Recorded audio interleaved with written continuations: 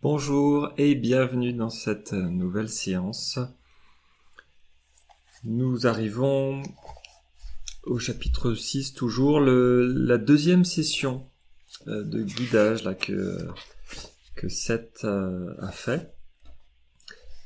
Donc session 527, le lundi 11 mai 1970. 21h12 de leur côté. Et Rob dit bonsoir, ce à quoi... non, c'est Seth qui dit bonsoir, ce à quoi Rob répond bonsoir Seth. Et donc la dictée directement. Maintenant, nous allons continuer le chapitre que nous avons commencé. Et Seth nous dit alors, de nombreuses personnes imaginent que l'âme est un ego immortalisé, oubliant que l'ego, tel que vous le connaissez, n'est qu'une petite partie de l'être. La phrase n'est pas encore terminée, mais on va déjà voir un petit peu ce qu'il nous dit là-dedans. Donc si vous vous rappelez, nous étions dans ce nouveau chapitre où Seth nous parle de la place de l'ego, de la place de l'entité, de la personnalité. Il venait de nous dire que notre entité, notre âme, était l'unité de conscience la plus puissante dans tous les univers connus.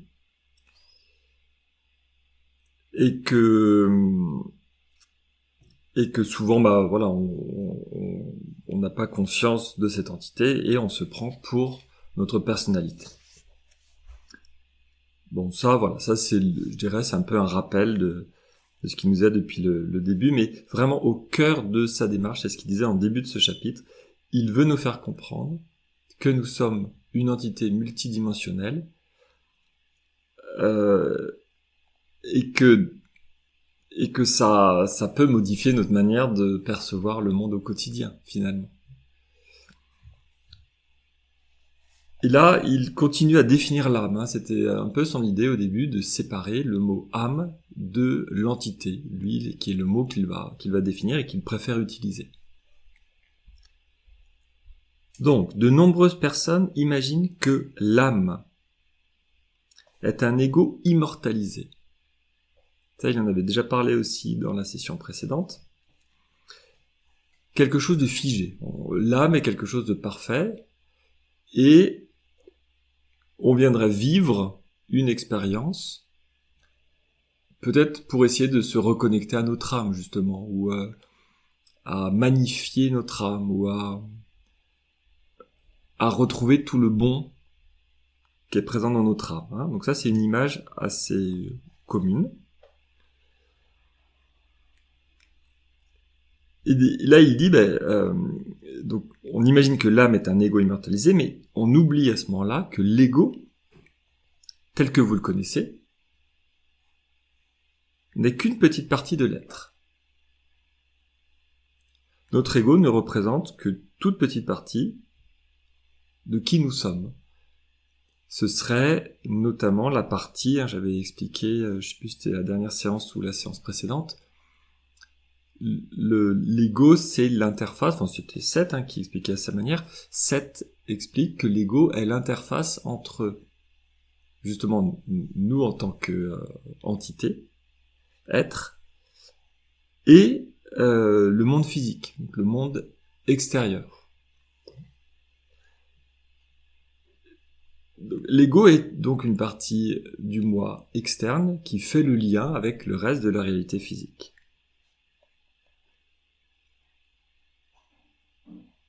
Et donc, quand on est dans cette définition-là, on voit bien que, effectivement, l'âme ne peut pas être un ego immortalisé. Parce que, tout simplement, l'ego est juste une partie extérieure, et il y a tout le moi intérieur, toute la partie qui est connectée, justement, à ce que Seth va appeler l'entité. Et donc il continue cette phrase. Donc, l'ego, tel que vous le connaissez, n'est qu'une petite partie de l'être. Point virgule. Cette portion de la personnalité est alors simplement projetée en avant, à l'infini pour ainsi dire.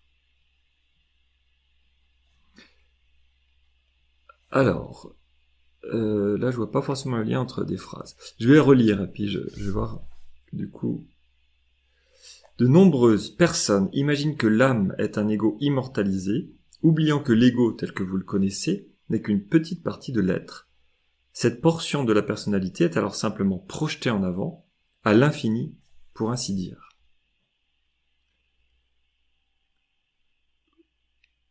Il dit ensuite, vous comprenez si mal les dimensions de votre réalité que vos concepts sont forcément limités. Alors, cette portion de la personnalité est alors... c'est quoi cette portion de la personnalité ?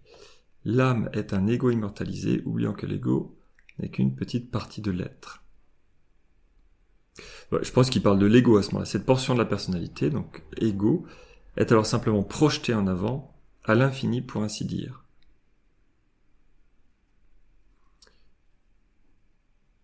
Bon, j'ai l'impression qu'il est en train simplement de rappeler que l'ego, dans notre vie quotidienne, prend plus de place que ce qu'il devrait.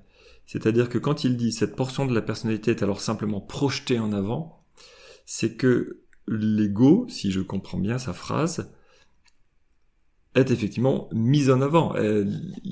C'est lui qu'on voit avant tout. Hein. L'ego prend toute la place, donc il dit même projeté en avant à l'infini pour ainsi dire. Il est tellement projeté en avant que le reste de notre être est mis un petit peu en sourdine justement, n'est pas du tout mis en avant, exploré, visible, perceptible. Hein, j'ai l'impression que c'est simplement pour rappeler ça. Et effectivement de dire ensuite, vous comprenez si mal les dimensions de votre réalité que vos concepts sont forcément limités.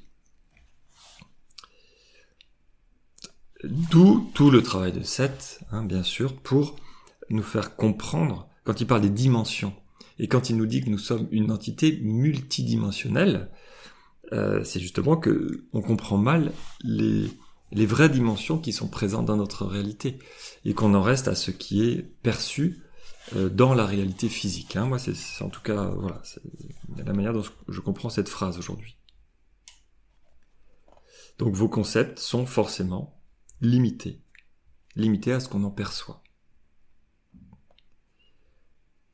Lorsque le genre humain pense à l'immortalité, il semble espérer un nouveau développement de l'ego, tout en rejetant l'idée que ce développement puisse impliquer un changement. Alors, quand le genre humain pense à l'immortalité, qu'est-ce qu'on imagine ? Lui, il dit qu'un nouveau développement de l'ego, c'est-à-dire que oui, l'immortalité, l'immortalité, c'est notre être, la partie de ce qu'on en perçoit. C'est-à-dire, si moi je me considère comme étant juste Laurent qui est en train de vivre cette vie-là, en fait, c'est mon ego, principalement, auquel je m'identifie, oubliant qu'il y a d'autres parties dans mon être. Et quand je parle d'immortalité, je parle bien d'immortalité de mon enveloppe charnelle, de mon corps, de Laurent. Donc, là en plus c'est un discours qui est comme encore très très moderne, puisqu'aujourd'hui encore j'ai quand même l'impression dans cette société qu'on parle très peu de la mort, on fait tout pour ne pas vieillir, et qu'on est quand même dans cette vision que la meilleure chose qui puisse arriver, c'est de vieillir longtemps, enfin de vivre très longtemps. Puisque si la mort nous fait peur, il est mort, zut, c'est quand même le premier réflexe. Un tel est mort. On voit ça comme c'est triste, c'est affreux, c'est la fin de quelque chose, etc. Donc le souhait de tout le monde, c'est que ça dure très longtemps. Mais le fait que ça dure très longtemps, donc c'est ce qu'on peut appeler l'immortalité, en fait on essaie de se préserver, mais dans quel état on se préserve? C'est-à-dire que de mourir vieux, mais les 10 ou 20 dernières années de sa vie, de souffrir tout le temps parce qu'on est malade, parce qu'on est déséquilibré, parce qu'on est souffrant pour plein de choses, parce qu'on ne peut plus rien faire, etc. est-ce que c'est vraiment ça, l'image qu'on a quand on parle d'immortalité? Moi, j'ai l'impression que quand on parle d'immortalité, on imagine surtout de rester jeune, en pleine santé, c'est-à-dire avec les capacités qu'on a à 30 ou 40 ans. Ça, ce serait l'idéal. Hein, dans un inconscient collectif. Tout le monde resterait... Mais il y avait un film d'ailleurs là-dessus, je sais plus du tout son titre. Un film où les personnes... Ah, même je crois qu'ils sortaient même plus de chez eux, ils étaient dans des boîtes, ils dirigeaient des robots qui restaient jeunes, forts, etc. Oui, donc c'était plutôt un peu là, c'est la phobie de sortir, de dire que dehors on peut attraper des maladies, de rencontrer les autres, un peu comme le Covid. Hein, il y a des personnes qui sont restées très longtemps après, enfermées chez eux, ils voulaient pas ressortir, peur de l'extérieur, peur de vivre en fait tout simplement, que la vie c'est mortel et que on n'a pas envie de se confronter au risque de perdre sa santé, etc. Donc c'est pas exactement ça dont c'était en train de parler. Donc là c'est peut-être plutôt effectivement toutes les recherches, on va dire, en génétique pour essayer de changer notre génome, de trouver le gène qui nous fait vieillir et de rester jeune tout le temps, donc de devenir immortel. Ce qui pose plein de questions éthiques derrière, la surpopulation déjà. Est-ce qu'on a encore besoin de faire des enfants si on est immortel? Est-ce qu'on va pas finir par s'ennuyer? Est-ce que le fait qu'on soit programmé pour mourir, est-ce que c'est pas justement ça la vie? Etc., etc. Seth nous dit là, effectivement, dans cette phrase, lorsque le genre humain pense à l'immortalité, il semble espérer un nouveau développement de l'ego. Donc voilà, de cette partie émergée de l'iceberg, l'interface visible, et effectivement nous nous associons facilement à notre ego, et donc l'immortalité, ce serait l'immortalité de l'ego. Donc un nouveau développement de l'ego, je ne sais pas dans quel sens il dit ça, est-ce que on modifie notre ego de telle manière à ce qu'il devienne immortel, ou est-ce que on espère que l'ego, donc la partie visible, puisse continuer à évoluer malgré tout. C'est-à-dire qu'on est immortel, mais on n'est pas parfait, on n'est pas figé. On va continuer à évoluer. Ce qu'on a vécu, l'évolution de 0 à 10 ans, de 10 ans à 20 ans, de 20 ans à 30 ans, notre corps, notre mental, tout change. Eh bien, on reste autour de 30 ans, par exemple, mais on continue à développer des nouvelles capacités, physiquement, intellectuellement, spirituellement, etc. Est-ce que c'est ça? Je n'ai pas de réponse là exactement. Surtout que Seth nous parle un peu de généralité ici. Hein. Voilà. Lorsque le genre humain pense à l'immortalité, c'est sa définition du moment. Il semble espérer, en plus sans certitude, un nouveau développement de l'ego. Mais c'est surtout la fin de la phrase, moi, qui me semble intéressant.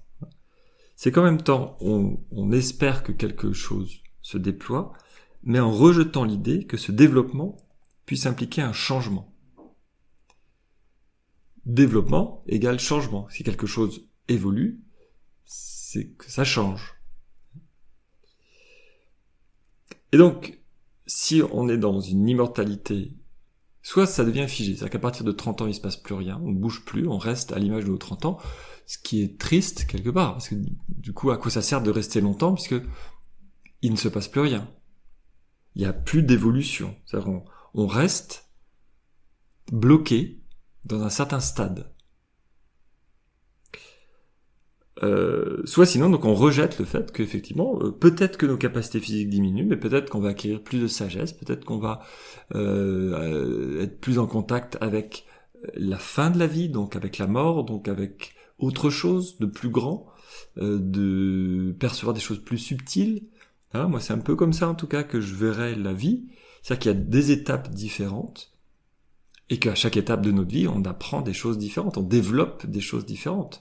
Donc oui, c'est pas nos capacités physiques qui augmentent en permanence jusqu'à devenir Superman. Non, effectivement, à un moment donné, on va éventuellement régresser, mais on peut tout à fait aussi mourir en ayant encore des bonnes capacités physiques, d'être autonome en tout cas, même à 90 ans. Il il est possible d'avoir encore toute sa tête et un corps suffisamment en forme pour être autonome. Donc ce n'est pas une fatalité de vieillir. Mais en tout cas, on a l'impression que Seth insiste sur le fait qu'on ne veut pas voir de changement. C'est-à-dire qu'il y a un certain stade, on ne veut plus voir l'évolution. C'est-à-dire de grandir et d'évoluer jusqu'à 30 ou 40 ans, on dit ok, c'est bien.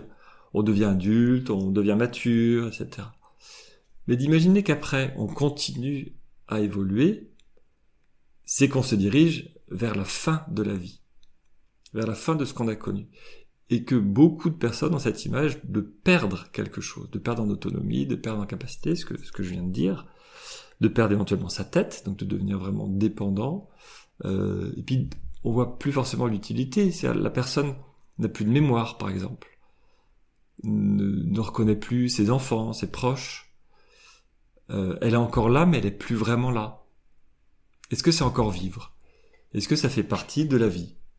Est-ce que nous acceptons qu'une personne ait vécu une phase active et qu'après, elle a une phase où justement elle est en train déjà de faire la transition vers le au-delà, vers le après-vie, vers le non-être, le non-être, la période entre deux vies. Une phase qu'on ne connaît pas de notre vivant, a priori. Et bien justement, voilà, j'allais dire, du coup on s'est trouvé des solutions, des réponses. Et Seth nous dit dans la phrase suivante que l'être humain, donc, il affirme par ses religions, c'est une réponse possible, il affirme par ses religions qu'il a une âme, sans demander ce qu'est une âme. Et encore une fois, il semble souvent la considérer comme un objet en sa possession. Seth là nous propose donc une réponse courante que les humains ont face à la mort, face à la vieillesse, face à l'évolution plutôt en fin de vie, que effectivement nous possédons une âme. Donc la réponse est dans les religions. Il y a beaucoup de religions qui ont en tout cas cette notion-là, même si c'est pas le mot âme exactement qui est utilisé. Nous avons une âme, quelque chose qui nous serait donné à notre naissance, que l'on perd à notre mort, que l'on rend, mais sans vraiment, donc là c'est Seth qui dit ça, il affirme avoir une âme, mais sans demander exactement qu'est-ce que c'est une âme. Alors on imagine un petit halo lumineux, quelque chose, une pure conscience, quelque chose qui nous anime, une flamme de vie, donc voilà, quelque chose qui viendrait dans notre corps pour animer le corps, et que l'on perd en fin de vie, puisque certaines personnes ont même pesé le poids de l'âme. Alors je sais plus, il y a un film là-dessus, je sais plus combien c'est quelques grammes, quelques centaines de grammes, je sais plus. Voilà, il paraît qu'au moment où on meurt, si on pèse très très très précisément un corps humain, il y aurait, je sais plus, 216, 200, bon, voilà, vous retrouverez, je pense, ou sinon je le mettrai en commentaire. Je sais qu'il y a un film, voilà, qui porte ce nom-là, et qui sera le poids de ce que l'on perd à ce moment-là, au moment de notre mort. Donc ça, ce serait une réponse effectivement possible qu'on s'est construit à partir de ce que l'on perçoit de la mort, de ce que l'on a compris de la vie. Mais Seth nous dit, depuis le début du chapitre, c'est ce qu'il a dit, je vais essayer d'éliminer déjà les fausses images de la définition du mot âme. Et là, dans cette phrase, il nous dit, vous semblez souvent, du coup, la considérer comme un objet en votre possession. Et Seth nous dit donc que ce n'est pas ça. Il continue dans le paragraphe suivant. Il dit « Or, même la personnalité que vous connaissez change constamment. » Alors, donc, voilà, juste, je rappelle, la personnalité, c'est ce que vous êtes. Une vie parmi d'autres, vous incarnez un personnage, et c'est ça la notion de personnalité. Même la personnalité que vous connaissez change constamment. Seth nous disait que l'on fabrique son corps en permanence, qu'il est le reflet de ce que l'on pense, de ce que l'on croit, de toutes nos croyances sur lui, notre environnement également. Il nous l'a dit, répété plusieurs fois. Et nous changeons en permanence. C'est-à-dire, notre conscience évolue, on change de point de vue. Donc, tout change en permanence. La partie visible et la partie plus interne. Donc, même la personnalité change constamment et pas toujours comme vous l'aviez imaginé.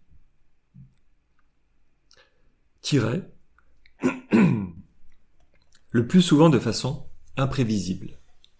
Donc là, même pour des choses moins subtiles, vraiment de ce que l'on voit, pas toujours comme vous l'aviez imaginé, parce que le corps, zut, un premier cheveu blanc, zut, je tombe, je me fais un bleu, une bosse, ou je me casse quelque chose, ou bien même psychologiquement, il m'arrive un choc, je sais pas, je vois quelque chose dans la rue qui me traumatise, ou une séparation, ou une histoire de vie, un deuil, quelque chose, qui fait que notre psychologie va évoluer, que tout d'un coup on va tomber dans un état, du jour au lendemain, pouf, il se passe quelque chose, notre mental a évolué, et ça peut se retraduire dans notre corps. Donc nous changeons en permanence, entre le matin quand on se lève dans quel état on est, le midi, l'après-midi, le soir, la nuit, chaque heure, peut-être même chaque minute. Je crois que Seth disait même chaque seconde, en permanence, il y a des changements minuscules, même de dosage d'hormones, de notre énergie intérieure, etc. On se reconstitue en permanence. Et de façon donc imprévisible, puisque tout ce qui nous arrive, en tout cas consciemment, nous arrive de manière, imprévue. C'est le futur, c'est l'inconnu. Vous insistez pour focaliser votre attention sur les ressemblances qui existent dans l'étoffe de votre comportement. Donc, toute notre attention est portée pour nous rassurer, notre cerveau il sert à ça, pour nous rassurer, on classifie, on range, on met dans des tiroirs, on se réconforte par rapport à ce que l'on connaît déjà, et donc on va plutôt regarder ce que l'on peut percevoir autour de nous, par rapport à ce que l'on connaît déjà, par rapport à notre mémoire, donc on le reclasse dans des choses que l'on connaît déjà. Et le fait d'être, qu'on appelle ça, d'être stupéfait, d'être, c'est ça, de tomber d'un coup, la stupéfaction, c'est le fait d'être figé, parce qu'il y a une situation tellement nouvelle qu'elle ne rentre pas dans notre schéma intellectuel, et qu'on ne sait pas encore dans quelle case la mettre. Donc, voilà, il y a quelques secondes où on est figé, le cerveau est en train de réfléchir, qu'est-ce que je fais? Situation complètement inconnue. Comment réagir? Quoi faire? Et donc sinon, la plupart du temps, on focalise notre attention sur les ressemblances. Voilà. Ça ressemble à peu près à ça, donc je le mets ensemble, et je considère que c'est la même chose. Alors que si je regarde clairement une situation, c'est jamais la même chose. Donc c'est amusant la phrase qui dit, vous focalisez votre attention sur les ressemblances qui existent dans l'étoffe de votre comportement, donc déjà nous, de voir que tous les jours je me réveille, il se passe la même chose, parce que j'essaie d'associer ça. Point virgule. Et à partir de ces ressemblances, continue-t-il, vous élaborez une théorie selon laquelle le moi est conforme à un schéma donné, alors que c'est vous qui lui appliquez ce schéma. Là, ça vaut peut-être le coup de une petite pause. Dans notre fonctionnement habituel, nous avons l'impression de ne pas diriger notre vie, que notre futur n'est pas écrit et que nous sommes surpris en permanence. Ça, c'est la partie consciente. Donc tout ce qui nous arrive, on a l'impression de le subir. Même si on prévoit de faire quelque chose, je prévois d'aller à tel endroit, je prends ma voiture, j'y vais. Mais sur la route, si tous les feux sont rouges et que j'arrive en retard, s'il y a des bouchons, si j'ai un accident, s'il y a des travaux, je suis obligé de passer par ailleurs, si je mets le GPS et j'ai mis une erreur d'adresse, il m'emmène ailleurs, Bon, j'ai beau essayer de mettre en place quelque chose, il y a des fois des surprises. Et chacune d'entre nous est plus ou moins perturbé par les surprises. Il y a des gens qui détestent les choses inconnues, il y en a que ça dérange pas, il y a même des gens qui détestent les choses connues. Donc qui essaient de mettre de l'inconnu en permanence, qui essaient de faire tous les jours comme si c'était nouveau, et qui s'ennuient dès qu'ils ont fait 2-3 fois la même chose. Bon. Donc vous voyez qu'en fonction de notre caractère de départ, notre comportement, le même événement, on va le vivre confortablement, je vais tous les jours au même endroit, je prends la même route, ou bien il y a des gens que ça ennuie à mourir. Donc j'ai essayé de mettre en place une action, je vais quelque part. Mais ce qui peut arriver, à quelle heure j'arrive, est-ce que je ne me suis pas planté de rendez-vous, est-ce que la personne que j'attends là-bas peut-être est présente, ou en retard, ou etc. Il reste une partie que l'on considère d'un point de vue conscient, à nouveau, et ça c'est important, dans ce que je comprends de la vie, de ce que j'en perçois, quelque chose de nouveau, d'inconnu, que je ne maîtrise pas. Je ne maîtrise pas ce qui m'arrive. Ça c'est habituellement ce que l'on pense, et c'est ce sur quoi cette base sa phrase, quand il dit voilà, à partir de ces ressemblances, vous élaborez une théorie selon laquelle le moi est conforme à un schéma donné. À chaque fois qu'il va m'arriver à peu près la même chose, je vais réagir de la même manière. Ben oui, même cause, même conséquence. Ça, c'est une loi que l'on imagine fiable, tant qu'on se place du point de vue que ce qui nous arrive n'est pas créé par nous, que nous subissons l'avenir ou le présent. 7 ayant un point de vue complètement différent, et ce qu'il nous dit depuis le début du livre. Vous créez votre propre réalité. Tout ce qui vous arrive, tous les objets autour de vous, sont issus de vos croyances, de vos idées, de ce que vous pensez foncièrement, mais de manière inconsciente. Nous créons en permanence notre vie de manière inconsciente, à partir de notre moi interne, et de ce que l'on a compris de la réalité. Mais du coup, il se passe exactement l'inverse. C'est-à-dire que, je prends le même exemple, je veux aller quelque part. En fait, l'histoire est que notre entité nous guide vers une expérience. Elle veut créer la scène suivante, par exemple. Arriver à tel endroit, mais en retard, et du coup rater le rendez-vous, ou rencontrer quelqu'un d'autre, voilà, par exemple, voilà, c'est ça l'idée. On veut rencontrer quelqu'un d'autre, si on est arrivé à l'heure, on aurait rencontré la personne qu'on devait voir, et on partait tout de suite. Si on arrive en retard, eh bien on va croiser quelqu'un d'autre, ou on va avoir un accident de voiture, voilà, ça peut être ça aussi, autre scénario. On va avoir un accident de voiture sur le parcours, qui va faire qu'on va rencontrer quelqu'un. Et cette personne va avoir un rôle dans notre vie par la suite.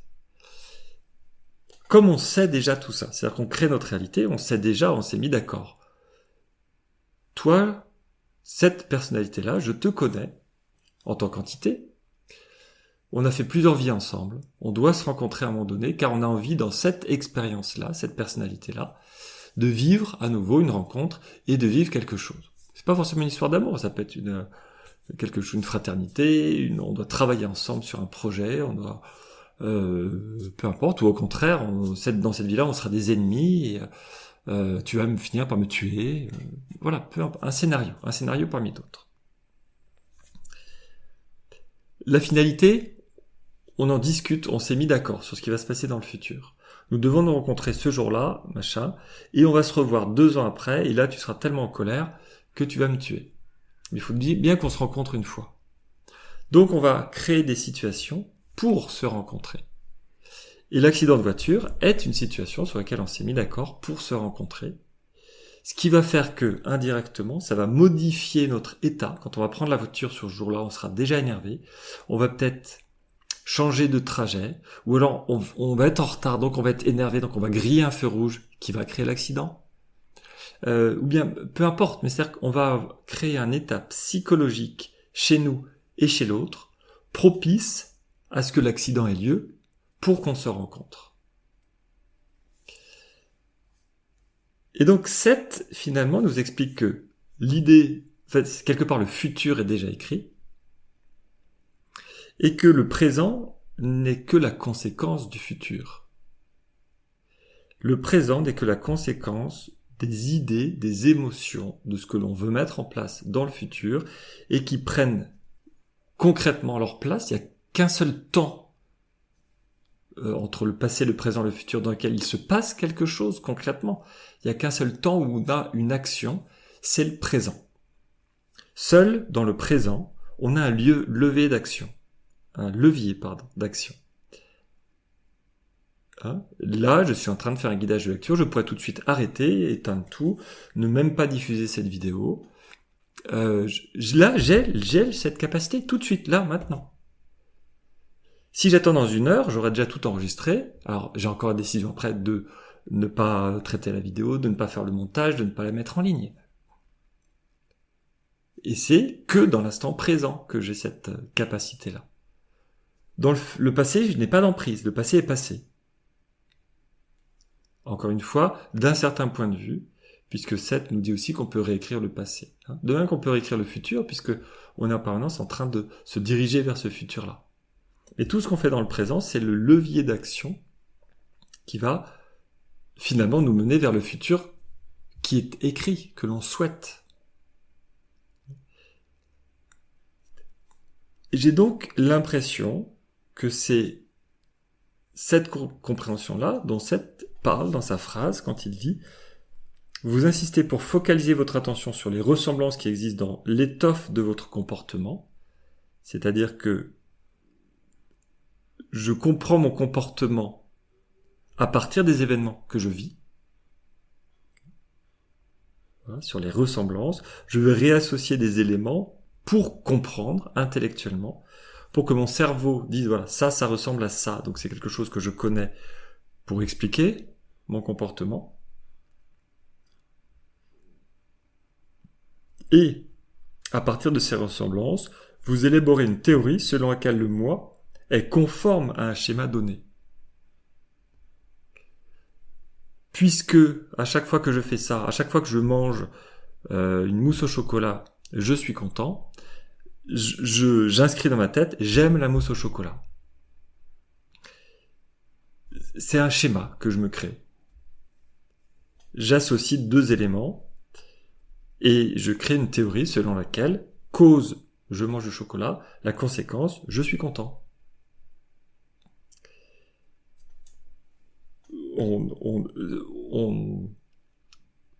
Cette théorie, cette vision du monde vient de ce que l'on en perçoit d'un point de vue conscient. Alors, et c'est juste cette petite phrase à la fin qui fait rebondir un peu le sens, alors que c'est vous qui lui appliquez ce schéma. C'est moi qui crée le schéma, je mange une mousse au chocolat, donc je suis content. Et en fait, c'est quelque part, indirectement, on peut aussi dire l'inverse, c'est je veux être content, donc je vais manger une mousse au chocolat.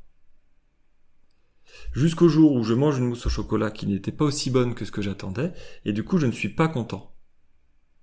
Soit pas content à la hauteur de ce que j'espérais, soit pas content du tout, parce que j'attendais vraiment, je comptais sur cette mousse au chocolat pour être content. Non seulement elle n'est pas bonne, donc je n'ai pas le plaisir escompté, attendu, je n'ai pas déjà le plaisir de base, et en plus, elle est différente du schéma que je m'étais mis en tête, et du coup, je suis d'autant plus mécontent, parce que ça veut dire que je déconstruis un schéma, toute mousse au chocolat n'est pas bonne, et je ne serai pas forcément content à chaque fois. Donc ça me crée un doute. J'avais créé quelque chose de simple, je mange une mousse au chocolat, je suis content à chaque fois, c'est systématique, c'est un schéma. Je crée des ressemblances, je crée une théorie, un schéma, tac tac, qui est associé, et tout d'un coup, mon monde s'écroule, je plaisante, mais vous comprenez, c'est-à-dire que tout d'un coup, j'ai quelque chose qui n'est plus si évident que ça, je ne peux pas manger n'importe quelle mousse au chocolat, parce que certaines ne sont pas aussi bonnes que ce que je voudrais, du coup je ne serai pas heureux pour chaque mousse au chocolat que je mange. Donc il faut que je fasse attention sur quelle mousse au chocolat je mange. Et ça devient plus compliqué d'être heureux. Ma conclusion personnelle, c'est de dire qu'il faudrait peut-être pas créer ce schéma-là, et que c'est d'ailleurs comme ça qu'on se crée nos propres souffrances. À se créer des schémas trop simples, eh bien on est déçu, parce que toute expérience que l'on revit est toujours différente, et que ce sera jamais la même mousse au chocolat. On aura beau essayer de faire les mêmes ingrédients, de cuire de la même manière, ce ne seront jamais exactement les deux mêmes mousses au chocolat. Donc, l'expérience qu'on en a derrière ne sera jamais la même. Et c'est pas forcément une qui va être meilleure que l'autre. C'est-à-dire que même on pourrait même théoriquement manger exactement la même mousse au chocolat, mais nous ne serons nous-mêmes pas la même personne. Donc une fois ça va plus nous plaire que l'autre, peut-être. Une fois on va trouver trop sucré, ou trop ci, trop ça, parce que nous ne sommes pas dans le même état. Et donc, nous nous créons nos souffrances à vouloir créer des schémas trop simples, cause-conséquence. Inversant tout, c'est cette règle universelle que l'on croit universelle dans notre réalité, cause-conséquence, n'est pas si vrai que ça, et que souvent même, Seth nous explique que c'est l'inverse. Pour arriver quelque part dans notre vie, on a mis en place des événements qui vont nous y conduire de manière les plus sûres possibles, mais le futur n'est jamais complètement écrit.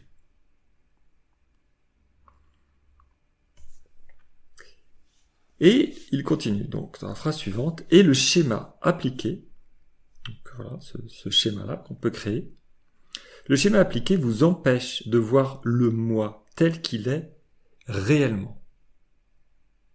Comme nous cherchons à simplifier les choses, à créer des, comment on dit, nous portons notre attention sur les ressemblances. Nous voulons simplifier, créer des ressemblances.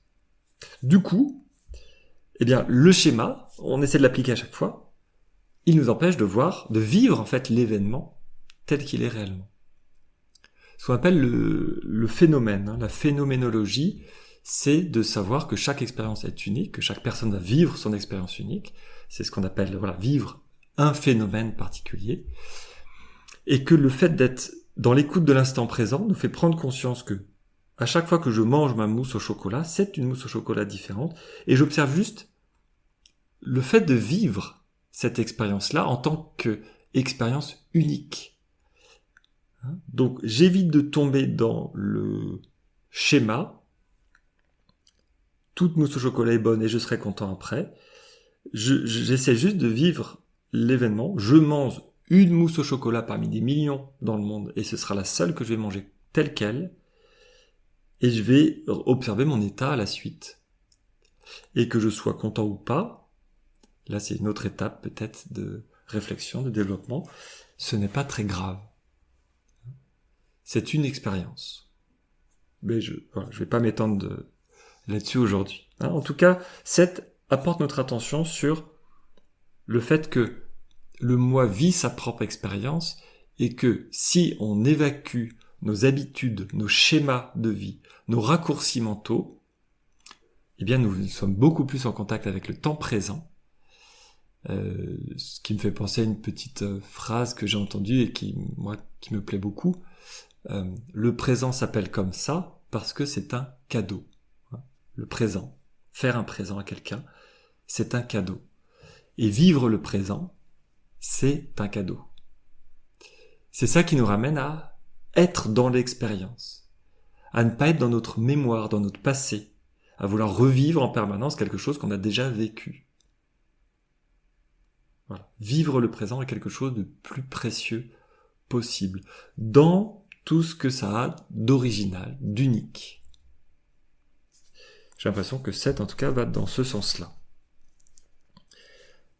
Par conséquent, continue-t-il, vous projetez aussi ce point de vue déformé, ce schéma, ces ressemblances, sur votre concept de l'âme. Nous voyons toute notre vie avec cette simplification, donc y compris sur le concept de l'âme. C'est pour ça que Seth se permet d'en parler. Et il dit, vous considérez l'âme, à la lumière de vos conceptions erronées sur la nature de votre moi mortel.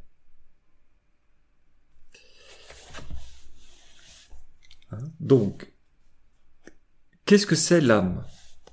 Si on considère que je suis moi, la personnalité, ce que Seth appelle personnalité, lui il l'appelle là le moi mortel.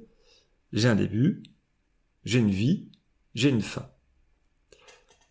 À cette lumière-là, effectivement, le schéma classique que nos religions nous donnent, c'est ce que j'ai dit tout à l'heure, donc je ne vais pas insister, on nous donne notre âme, nous vivons une expérience grâce à notre âme ou par notre âme, ou en tout cas notre âme est là pour nous apporter quelque chose qui fait la différence entre la vie et la mort. Ça peut être donc voilà ce souffle de vie, le fait que nous avons cette étincelle en nous qui fait que nous vivons une expérience vivante. Nous sommes un être vivant. Et la preuve en est, dans l'explication des religions, c'est qu'on perd cette âme à la fin de notre vie. Alors après, voilà, selon les religions, elle se réincarne, ou elle va au paradis, ou elle fait plein de choses, mais peu importe. Et du coup, elle peut être éternelle éventuellement. Elle existe avant, on vit, on la rend. La nature exacte de l'âme, qu'est-ce qu'elle a fait avant, qu'est-ce qu'elle fait après, c'est un peu différent. Enfin, c'est très différent d'ailleurs selon les religions. Mais le fait de se bloquer, de se limiter nos réflexions à ce que l'on perçoit consciemment, et ce qui est de bonne guerre, là, Seth n'est même pas en train de nous critiquer, ils disent, c'est normal. Vous vivez en permanence une réalité que vous percevez à travers vos sens physiques, votre organisme physique, vous faites donc des conclusions physiques dans cette réalité physique. Ce qui est normal, il n'y a pas de critique là-dessus, c'est juste un constat. Et du coup, il dit, ok, mais par contre, vous limitez aussi vos réflexions, et donc, cette vision que vous avez de l'âme, quelque chose qui est justement au-delà de vos perceptions. C'est-à-dire que vous parlez de quelque chose qui est subtil, qui vous dépasse, qui est inconscient, qui est une énergie extraordinaire, mais vous en parlez avec votre vision limitée d'être humain mortel. C'est ça le décalage, en fait, je pense, auquel Seth attire notre attention. Je vais reprendre une autre image que j'ai déjà utilisée. Quand on est enfant, on n'a pas encore toute notre conscience, toutes nos capacités intellectuelles, physiques. Donc on se rêve à partir des adultes. On dit voilà, je veux être grand, je veux déjà faire ci, faire ça. Mais la conception qu'on a de la vie, même quand on est très jeune, ça je l'ai déjà dit comme exemple, la notion de jour, de nuit, qu'est-ce que c'est demain, dans une semaine, la notion du temps, qu'est-ce que c'est la mort, mamie elle est plus là, papy il est au ciel. On essaie effectivement on simplifie un petit peu. La personne est là, elle est plus là, mais un corps mort. Est-ce qu'un enfant sait réagir face à un corps mort? Est-ce qu'il sait ce que c'est? Donc il y a une évolution psychologique, physique, entre l'état, notamment toute l'adolescence, où là on construit beaucoup sa personnalité.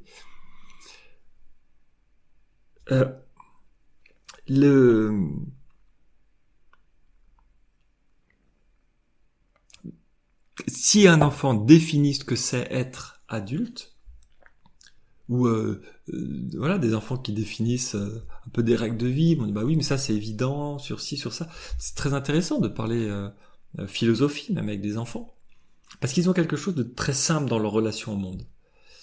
Et c'est ça, d'être simple. Nous on a beaucoup de culture, de couches d'éducation, et des fois ça déforme un petit peu la vision simple.